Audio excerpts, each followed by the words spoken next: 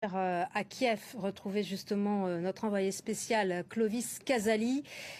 Le président ukrainien estime d'ailleurs que la Russie devrait parler à l'Ukraine tôt ou tard pour mettre fin au combat. Quelle est la situation à la mi-journée en ce moment ? Mais je peux vous dire qu'ici à Kiev, personne n'imagine une fin des combats pour tout de suite. Selon des témoignages qu'on vient de recueillir, 3 missiles auraient atterri tout près du ministère de la Défense ukrainien qui se trouve à 1,5 km d'où je me trouve ici en plein centre de la capitale Kiev. 3 missiles donc qui auraient atterri à côté du ministère de la Défense. En tout cas, les combattants russes se rapprochent du centre de la ville.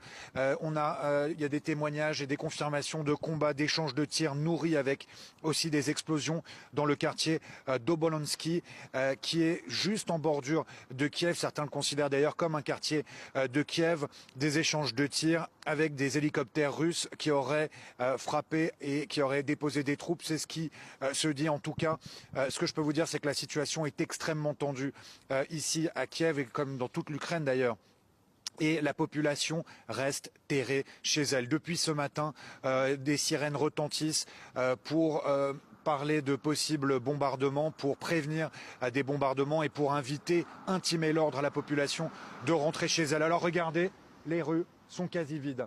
Étonnante scène à Kiev et c'est pourtant les scènes que l'on voit depuis quelques jours ici avec Abdallah Malkawi et Rob Parsons. Une situation tendue. De nombreux habitants ont déjà quitté la ville. La plupart des hôtels ont été évacués et je peux vous dire que la nuit a été courte pour tout le monde ici à Kiev. Alors Volodymyr Zelensky, Clovis, salue l'héroïsme de son peuple.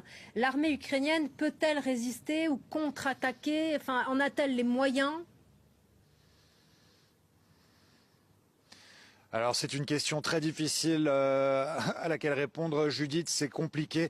Ce que je peux vous dire, c'est qu'ici à Kiev, il y a des forces ukrainiennes qui patrouillent. On a vu des soldats en armes, mais c'était plutôt des miliciens ou peut-être ces forces volontaires, ces réservistes que justement le président Zelensky a appelé à prendre les armes et leur a demandé de venir patrouiller en ville et de venir défendre la capitale contre l'envahisseur russe. On en a rencontré certains de ces réservistes ces derniers jours qui nous disaient qu'il était hors de question pour eux de quitter la capitale, qu'ils étaient là pour défendre leur patrie ukrainienne, que le pays était en danger et qu'ils devaient donc se mobiliser. On parle d'Ukrainiens jusqu'à l'âge de 60 ans. Vous imaginez qui pourraient prendre les armes. Certains ont peut-être connu le combat dans l'est du pays, d'autres certainement pas. Ce qui est sûr, c'est qu'il va falloir des munitions aux Ukrainiens. Ils ne feront pas le poids face